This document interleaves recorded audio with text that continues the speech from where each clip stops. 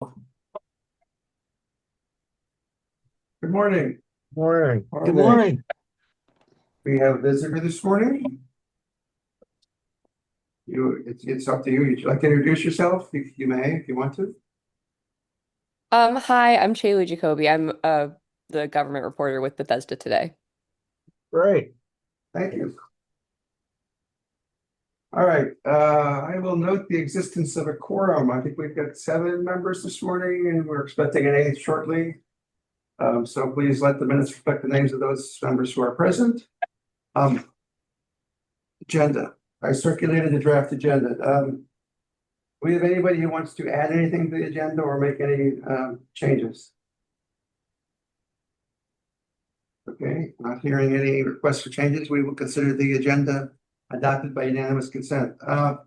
Approval of the minutes. Stephen circulated minutes of our April 22nd meeting, which was a pretty short meeting to adopt and issue our final report for 2026. Anybody have any changes to the minutes? I looked at them. I don't have any changes. Anybody else have changes to the minutes someone asked for? Okay, motion to adopt the minutes. So moved. This is Second. Mike. Move. Hi, Mike, thanks. Okay. Second, it's Jeff. Anybody opposed? Okay, we will consider the minutes adopted by unanimous consent. All right, so let's move on. We have really one major topic broken into subtopics this morning, which is the topic of the petition that's circulating around Montgomery County for an amendment to our charter, section 305, which deals with approval of the budget. It's a topic we have talked about from time to time. Certainly in the first half of 2025 we did, and then we moved on to other topics, but we're bringing it back as we get closer to the time when the petition will have to be submitted for signatures. I've really not heard too much in public. There's a pre-filing process. They may file their petitions to get a count of signatures from the Board of Elections to determine how many they may still need. They have not done that yet. Sometimes that occurs in May, sometimes it occurs in June. My knowledge, it has not yet occurred. So we will wait and see. In the meantime, we're coming upon the election in our summer recess, so I thought this might be the time to discuss it before we lose our opportunity. I have circulated a memo with background information on the process as well as the history of this part of the charter. And I'm going to open it up for discussion. I was telling somebody on the phone yesterday, I think you all have heard enough from me. I have talked about this topic a couple times. I've written about it. I think it's really time that I hear more about this from y'all. So let me open it up for discussion because we have a couple of options on the table. One is to take a position, we could be silent. The other option is to take a position on this petition. And then the other option is to suggest alternatives that we think would make more sense in case the council would be interested. Now, I should add, I typically as the chair would testify in front of the council on this huge report that we filed in April. That's sort of the custom around here to have the chair testify in June on the April report. I was contacted by council staff a few days ago, and the council is interested in having a commission testify. However, because this report contains a lot of history and research and no specific recommendation, their view is I don't need to go through this for that purpose if there's no recommendation. So their view is if we decide to take a position on this charter petition, then they are interested in having me come to present that to them. They're not calling it testimony per se because it's not a public hearing, but they're going to wait to see what this commission does today. And if we take a position on this, then they have asked, can I please come and present that to them next Tuesday, June 16th at 9:30 a.m. And I have told them that I am available for that and would be glad to do so. So now it is in our court to decide whether we have something to present. With that, let me open it up. Since I did do a background, I'm not going to spend time here going through the background since you all had a chance to read the memo. Do we have want to speak on the topic at this point? Yeah, let me open this up, to anybody else who wants to chime in. But and for the new members who weren't around in 2024, we looked at section 305. The proposed ballot amendment, that were considered is being proposed by another party. And then the wording that you circulated, Jim, the memo, all focuses in on section 305. In section 305, basically for the new members who may not have had an opportunity to look at it carefully, there are three voting levels. They're different. There's one that requires 7 affirmative votes. There's one that requires 8 of affirmative votes, and there's another one that's currently unanimous. We looked at that back in 2024. We spent considerable number of months pondering that, researching it, we came to the conclusion as a commission that it would make better sense from an intellectual and just from a governance standpoint to normalize those voting levels. We did historical research, try to determine at least for two of the levels, the 7 and 8, where they came from. We weren't able to thoroughly answer that. We're clearly aware of where the unanimous vote came from. Anyway, to make a long story short, back in 2024, we proposed normalizing the vote levels, those three, and making them a 2/3 supermajority, which translates to 8 votes. The majority of the commission supported that idea. You presented before the council, and the council made a determination back in 2024. There was considerable discussion about the difference between a unanimous vote, just to focus in on this, to drill down on the idea of a unanimous vote level. There's arguments both ways. There's generally speaking, from an intellectual standpoint, there's no right answer. It's a judgment call. We as a commission made a judgment call back then that it makes, for a variety of different reasons, and you clearly stated several of them in your memo, that it makes it's for better governance for several different reasons. Having a unanimous requirement of 11 council members to pass a budget could result in gridlock and have some significant downside to that. So we recommended reducing that unanimous vote to a 2/3 level. So anyway, given that position, at the current ballot initiative that we're looking at from the second party, third party, would increase the potential for dysfunction in budgetary governance by having a second vote that would require unanimity, unanimous vote. So it to my thinking moves in the wrong direction. So I would vote to take if the commission wants to take a position on this outside ballot initiative, I would suggest that we oppose it. And there's ample information in the report from 2024. You've got some some arguments, if you will, in the memo that you're circulating that would explain why the commission would be opposed to increasing that particular vote level from where it currently is to unanimous.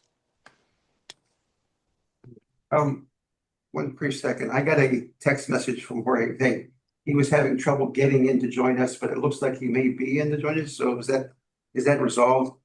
I'm correct. Yeah, I'm in. Okay, great. Thank you. Welcome. No. All right. Okay, thanks. So with that, Mike, do you have a preference or a position you want to state at this point? Yes, okay, so if the commission is opposed, takes a opposing position against that, let's call it this second party ballot initiative, then in order for the voters, looking at it from the voter standpoint, to when let's assume that even though we oppose it, and perhaps the council weighs in on the unanimous ballot initiative, looking at it from a voter standpoint in the fall, that's all that they will be considering. I think the commission can make a positive contribution to the debate by offering an alternative, basically, ballot initiative. So let's say both both initiatives or both amendments should make the ballot. So there'd be one that suggested that voting level be raised from 7 to unanimous. The commission would come up with wording for a alternative ballot initiative that would raise the voting level from 7 to what we originally proposed back in 2024. That is a 2/3 vote, a supermajority of 2/3, which translates to 8 votes. And so those two ballot initiatives would be presented in the fall, and debate could occur between those two ballot initiatives. And voters, those that are interested, paying attention, curious, would have two initiatives to consider, and discussion arguments can be made on both sides, and it would give voters a choice. Well, let me say one thing. You mentioned the commission coming up with wording. I don't think that would be necessary. First, I think, whatever recommendation we make, it's solely up to the council to decide to adopt that as an amendment that would go onto the ballot. And I feel very confident that the county attorney's office, of which we have a representative this morning, could do that wording, because it means striking the word 7 and replacing it with the word 8. And I think that's a task the county attorney's office could quite aptly handle without the assistance of this commission. So I don't think it's on us to do the wording or anything. I just think we'd have to give our recommendation to the council and let them decide if they do or don't want to do it. Jim, remind me, did that ballot initiative receive the number of signatures to actually be on the ballot? Their deadline for submitting signatures is July 27th. They will likely submit whatever signatures they have before that, because if they get a count, they can get a count of those within a week or so, and then they know whether they have to collect any more. So it gives them. So I would expect to see them submit something, in a week or two. We have a week of early voting coming up, and that's a pretty good place to collect signatures, and they have historically done that. So I would expect that right after early voting ends, they'll submit, get a count, and then no one will have a problem. Okay, who else would like to opine or discuss this topic? Who's got anything else they want to say? I just wanted to reiterate what I said to you, Jim, in my email, which is I really appreciate that memo. It was very in-depth and really gave background with citations on the whole history of why we're discussing the two questions you sent out in your email. So I really, really appreciated that, because if I just looked at the two questions you sent out in your email, I would probably vote differently. But now that I have the background, I really understand why why we're going to talk about those or Well, vote thank on you. I those. appreciate that. It's been one of the challenges of the commission. My tenure here is it's been trying to figure out when people want information and need it and when they wish you would just go away and leave them alone. So I appreciate you on that. Yeah, and I do like the idea of just being prepared for if this the petition, the ballot petition is if that makes it onto the ballot for voters to vote on. It's helpful to have a countering initiative on there as well. So really appreciate that. Thank you very much. Who else? Howie, I just can't believe Howie's silent here. I think you've covered the waterfront. Great job. Thank you. You have part of this is we're, if people don't, maybe that's the risk. I did too good a job of discussing it in the memo and nobody has anything else they want to say and we're going to go right to voting. But, I don't want to rush it. And if people want to, basically go around and start voting, I just thought maybe people wanted to state their position. It doesn't sound like anybody's convincing anybody of anything here this morning, but how are you generally in favor of the, are you opposed to the charter petition? Yes, I am. You are. And I've talked to a few of you on the phone, so I do have a sense of where the consensus is. So if nobody has anything else they want to add, I'm glad to call for a vote and we'll go around. Anybody else? I'm here all morning. No, okay. So let me then put it to the group this way. I wrote the questions up. So sometimes when you ask the question, people get so confused. They're going, I don't know what the yes is. I'm like, what am I in favor of if I vote yes and what if not? So I took the time to write it up and send it to you so you would know.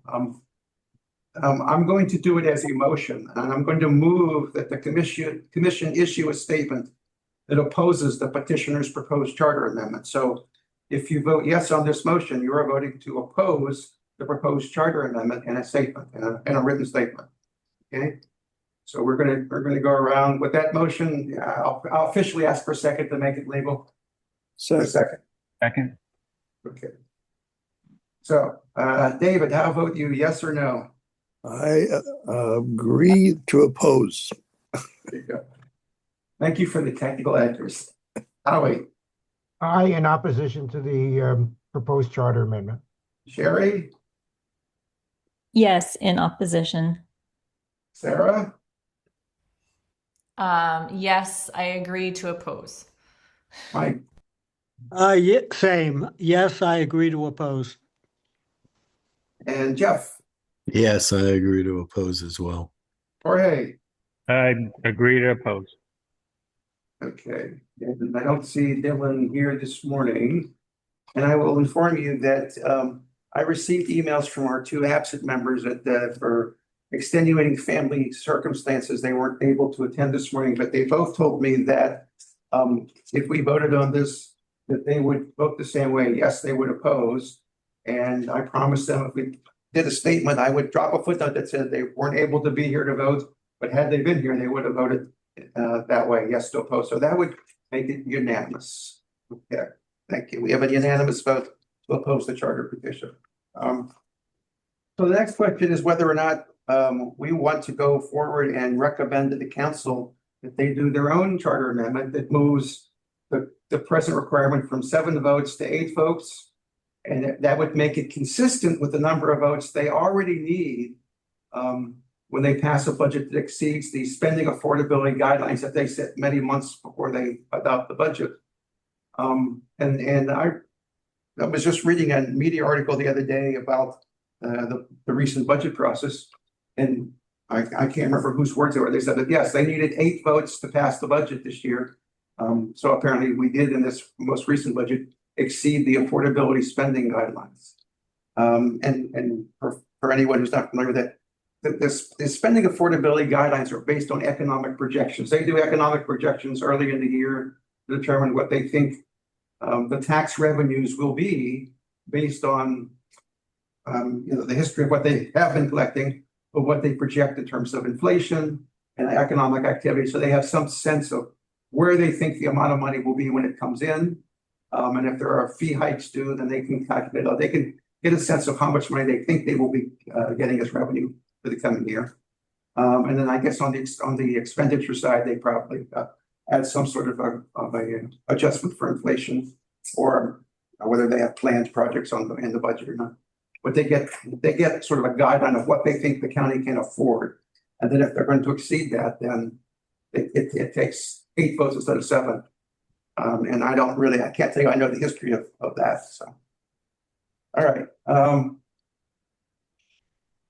At this point, I guess I'm going to move that the commission approve a recommendation of the council that it adopt the charter amendment. They would require the affirmative vote of 2/3 of the sitting council members to approve an operating budget that increases spending above the inflation rate. And I'm going to ask that you vote yes if you agree to recommend that the council amend the charter to require a 2/3 vote instead of 7 votes. And I will start with David. I vote yes on that, and with the understanding that that is an alternative to the ballot question if it arises that the council does not have to do a thing if the ballot question is not presented. Well, before I go any further, let me tell you that's an interesting question, because up until this year, the elections calendar was set far in advance, and you could see where there was a deadline for the petitions to be submitted with their signatures, which is July 27th this year. And then there's a couple of days later, the county attorney's office is required to certify the ballot questions. And I think July 30th is the deadline this year. And then the Board of Elections actually has, I think it's 20 business day or 20 calendars to count the signatures and certify it so we know it's actually on the ballot. What the council does historically is they vote, they go into recess around July 30th. They do their certification. We certify these questions for the ballot, conditioned on and subject to the Board of Elections does the signature count, and it comes out above 10,000. And so all the certifications happen by July. And so everything happens, together then. Okay. Council would typically know that the signatures have been submitted, but council goes into recess. They don't really know that the signatures have been counted and verified. And so they kind of have to make their decision at that time, whether they want to put a question on the ballot or not, without really knowing that signature count necessarily. Unless, the petition signatures can be submitted early. That can happen, right? Signatures can be submitted early enough that they do know. But they're never guaranteed to know in those circumstances. And this year, there was a law passed by the state legislature that directly affects the ballot questions process. It aims to make the ballot questions process easier for voters, to have the ballot questions worded well in advance in plain English, have them reviewed, take public comments to make sure people can understand them. And so it pushes the calendar back to June. All of that's supposed to happen in June instead of July. And so council may be forced to make its decision on its ballot question in June this year, as opposed to July, because of this new law that just went into effect on June 1st. So, well, ideally, you would think they would know. Right now, I think some people are scratching their heads about the effect of this new law and whether or not any of this was contemplated, and whether or not this law is going to be looked at again to make sure it didn't have unintended consequences. But I can't tell you this year, I know exactly how it will play out, or that there may be anybody who knows how it will play out. So, Well, thank you for the explanation, Jim. well, I have another, I'm involved in some other things, and I had talked to the Board of Elections about this, and I was surprised at the explanation myself. So, all right. So David votes yes. Howie, Aye. Sherry, Aye. Sarah, Aye. Mike. Yes, aye. Okay. Jeff, Yes. Jorge, Yes, aye. aye, and I vote yes and aye as well. So, and that is also unanimous. I will tell you, I've received commendations from the council members who have said in the past, this commission has been very fractured, and there have been people with a lot of close votes and dissension and people not getting along, but this is the most congenial group I've ever worked with. It's a pleasure to have 2 unanimous votes and know that we all agree. So thank you very much for that. Okay, so let's move on. I circulated a draft position statement on the theory that it seemed to me we were going to likely have a majority vote for this, and we have certainly a unanimous vote. So I circulated a draft statement. This would be the time for people to comment on that and whether or not this is the statement we want to issue, or whether folks want to take issue with it or make changes to it. So I'm going to open the floor up for that.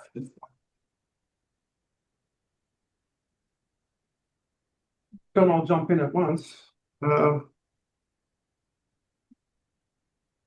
Oh, come on. I wrote things that somebody must have a criticism. I mean, certainly there's a typo in here somewhere, right? There weren't even any typos, Jim. What in the world? Got the years right. Jim, I wanted to compliment you on one paragraph. I don't have any changes on honestly, but one paragraph on page 3 really stood out to me, and it brought back memories from our discussions a couple of years ago when we were looking at section 305 and the vote levels. It's the first paragraph on page 3. It makes a case, looks at the 2/3 level versus the unanimous vote level a little differently than perhaps other folks have looked at it, and I think it encapsulates many of us our feelings about why it makes sense to go from unanimous to a 2/3 vote. For those people in voting for something that is a judgment call, raising taxes or cutting budget, you want to be able to make your case and be able to publicly discuss in a transparent way to discuss what you're looking at, why you're voting a certain way. If it's in a unanimous vote, there will be a lot of pressure behind closed doors to twist people's arms, and that's kind of like a fact of reality. If, however, it's a 2/3 vote, then there'll be perhaps more willingness of people who are legitimately dissenting, want to dissent, that they can come public with their arguments. And I think that this paragraph really captures that idea.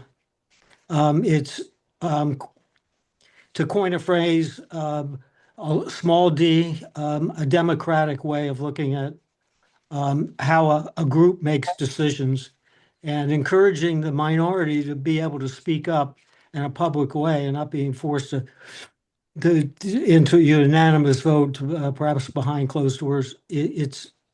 I think it is a step in the right direction toward good governance, and you kind of capture that thought in that paragraph. Thank you. Well, I tell you, I think I don't want to say we're fortunate, but I think that we can easily use the budget negotiations process that occurred in the last few weeks to sort of think about what would happen if these things were in place during this past budget season. Someone says they got to a point where it was 9-2, and you're going, everybody had different views, and you get to a point you're going, okay, is it 9-2? Is it 8-3? Is it 7-4? What is it? And you get to 9-2, and you think, good, we have the votes, but you realize, well, they would have had them with 8, okay, 7, they would have still continued to negotiate a bit, but with the unanimous, it's like, would they, where would they have gotten to? What would this group have done if there had been a unanimous vote requirement, and with the 9-2 situation they had?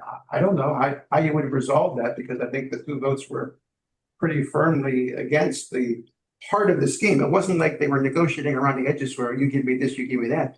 I mean, their disagreement went to the core of the budget issue, and like, I don't know how you resolve that, how you get to unanimous. So I mean, I think, it sort of points out why what we're suggesting does make some sense. Anybody else? I think they get back to a different issue that we've talked about, which is reserves. And I could see that someone with the unanimous requirement could insist that we spend money out of the reserves for operating expenses just to save I did.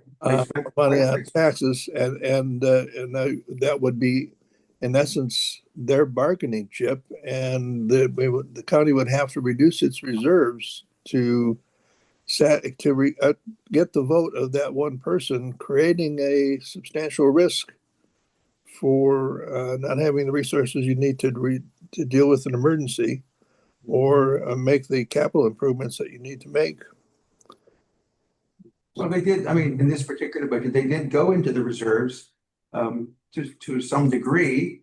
I mean, they were the reserves were well above the 10% guideline they had set in the council policy.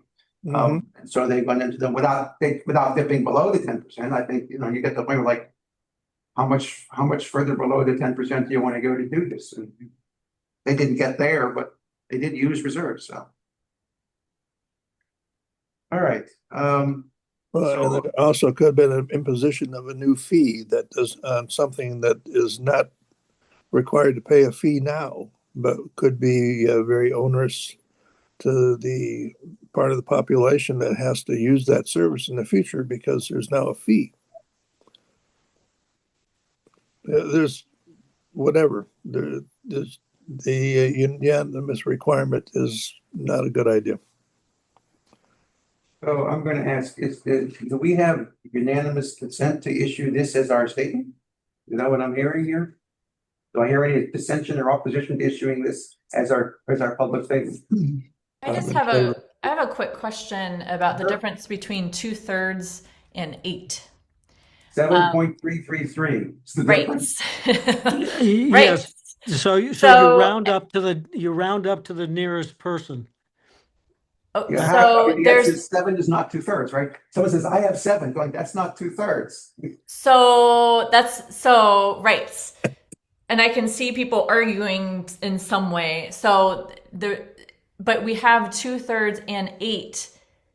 Both of that language is in. So you have to have, so part of the reason this is because we had provisions in the charter that did not have fractions. They had exact numbers.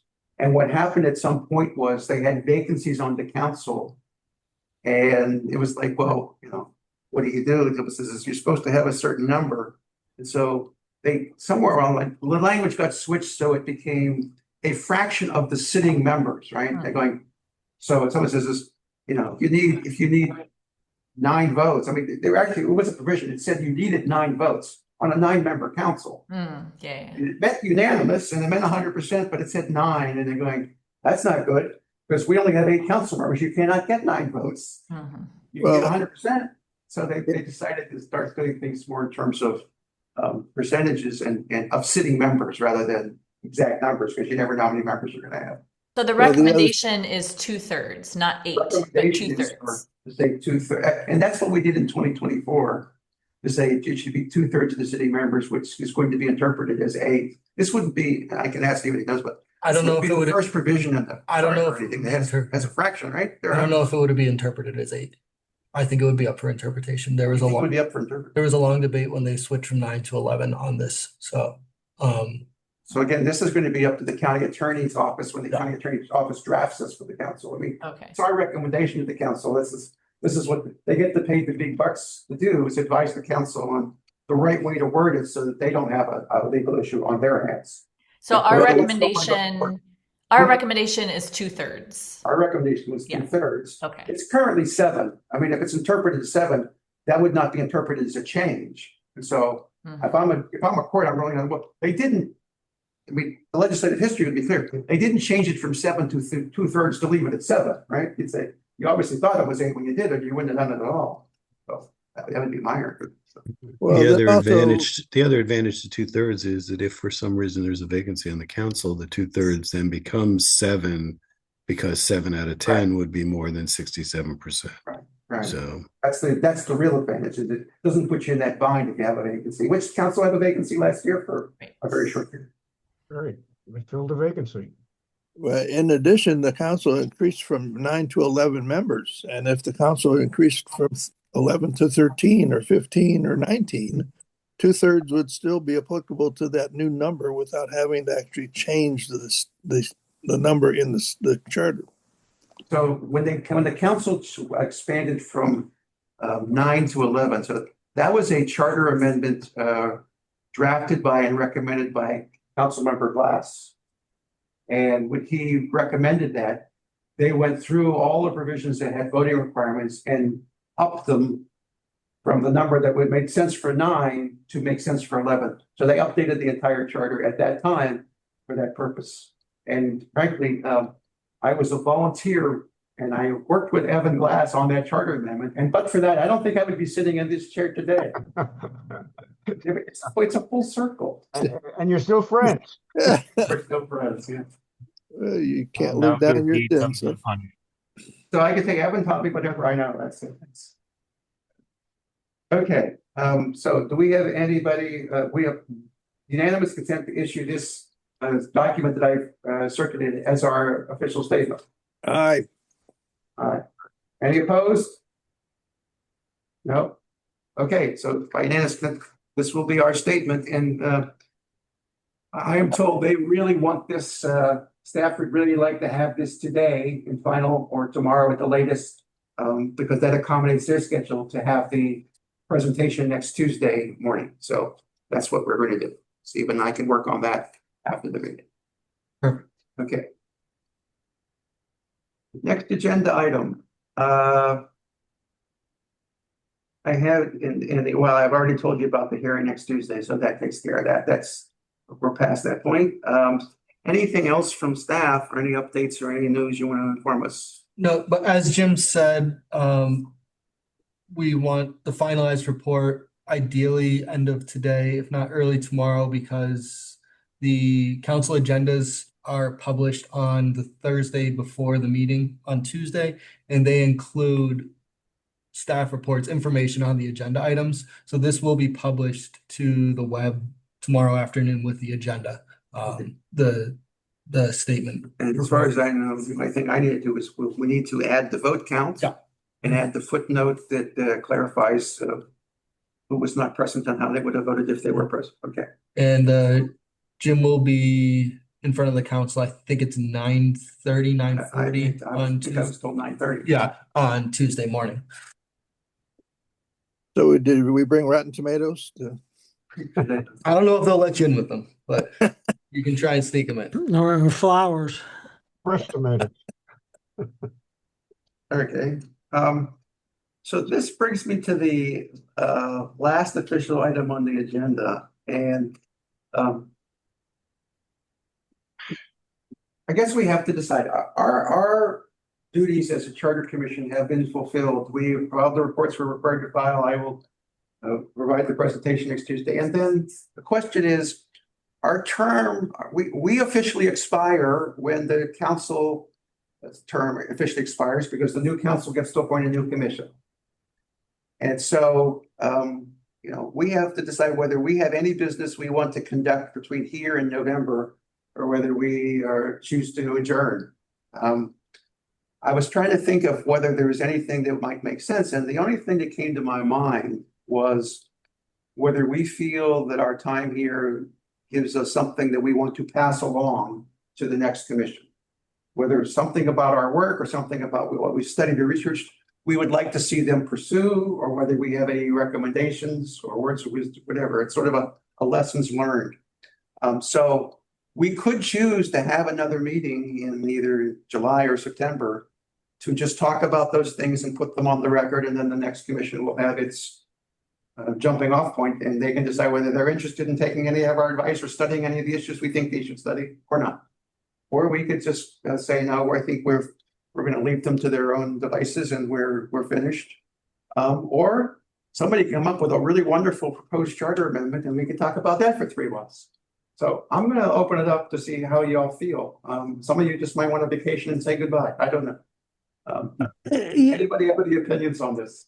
I personally, I like the idea of putting a meeting on the calendar for September.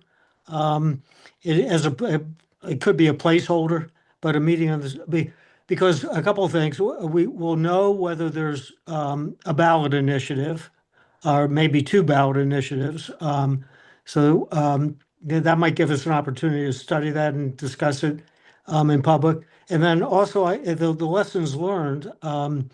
I think that's probably a good idea, even if it's just us talking, about our different experience, our views, our experiences on the commission, and perhaps how we approached it, what we would do perhaps differently, and I don't think that's going to take a long, a series of meetings.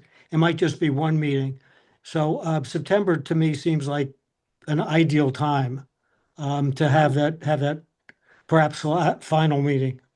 And somebody can correct me from staff if I'm wrong, but because we're not doing official business, we're just talking at that point. I don't think we have a quorum requirement, right? In other words, if we scheduled a meeting and only 4 or 5 people wanted to talk, right? We're not required to have a quorum if we're not actually doing any business. I think you're correct, but let me I get think back to you. Christine has told me that from. Yeah, okay. I would just want to So double that check with takes the her. pressure off people who say, I get busy in September and I take my vacations or whatever. And if people feel they can't attend, they wouldn't be compelled to do so or wouldn't feel obligated to make our quorum to do it. They would just, whoever comes, and whoever doesn't. Yeah, my only thought would be if you're issuing like an official statement to the next. Excuse me? If you're issuing like an official statement to the next CRC, you would be conducting. No, but I don't. That would be my only. My intent was we would have the meeting on the record. Yeah. There'd be, the videotape. They'd be welcome to watch the video and see what we said. I mean, we started off 3 years ago studying topics that past commissions had studied. The idea of having an elected president, and I forget, there were a couple of questions that we weren't the first in the term limit, certainly. Other commissions had studied them. We didn't have the benefit of their work, and we didn't have the benefit of their thoughts. We just sort of started all over again from scratch on topics that they had already studied. And it maybe that's what forces people to do their homework.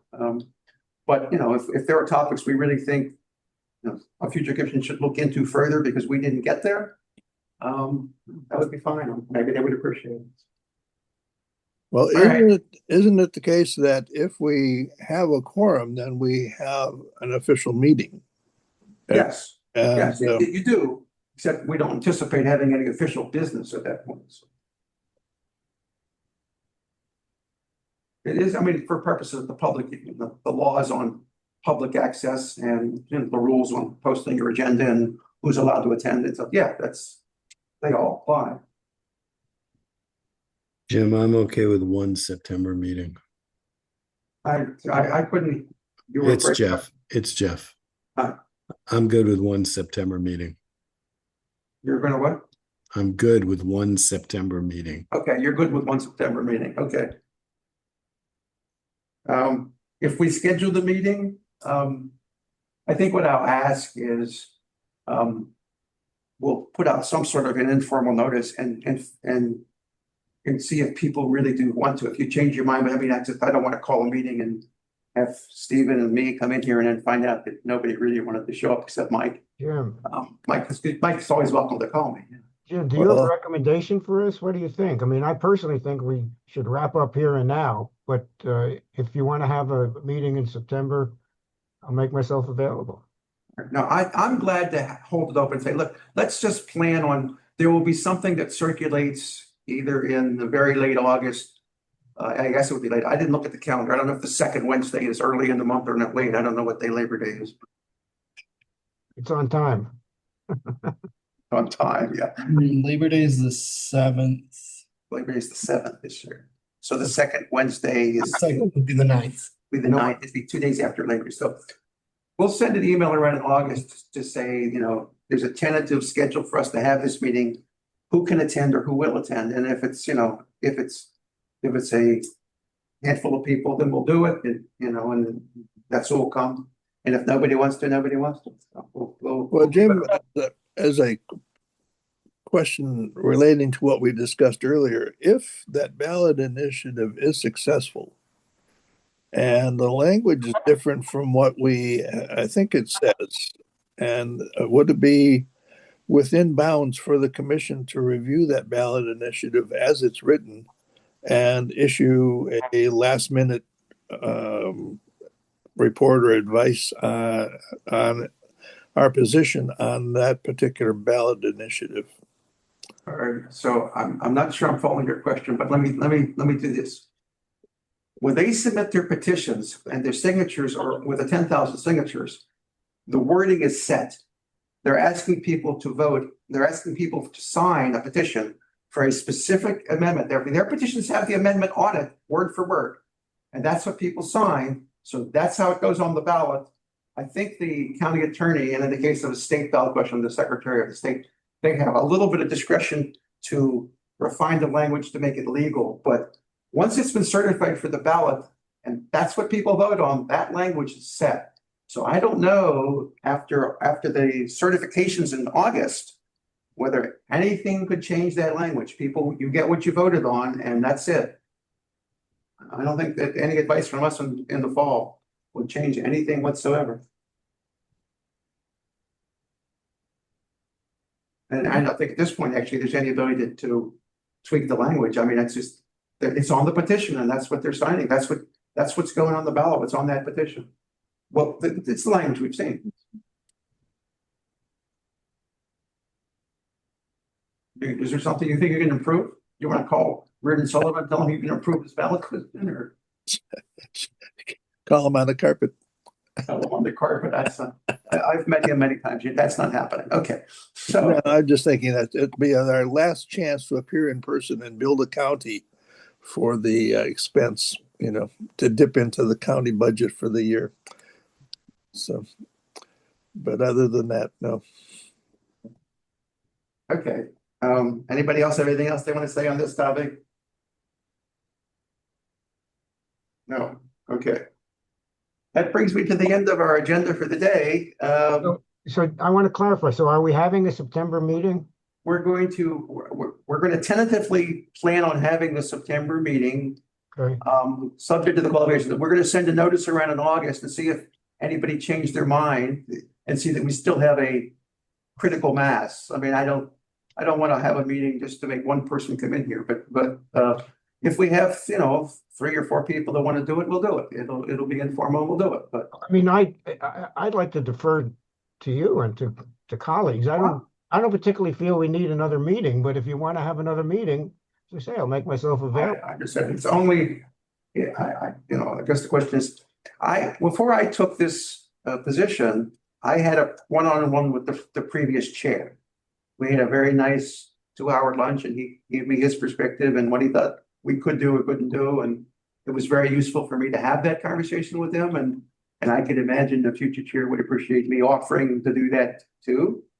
I think the meeting is less for that than it is for you all to have your chance to have a say if you think you have guidance or you want to offer advice to the future commission. I'm offering it to you as your opportunity. I have a feeling I'll get my opportunity. We could do that now.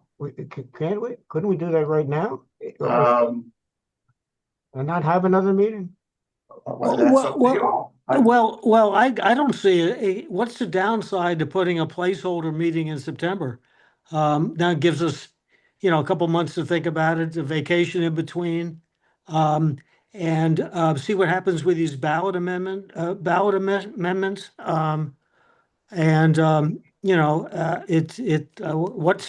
no downside to putting a placeholder.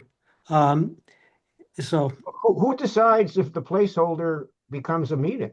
Oh, Jim, basically.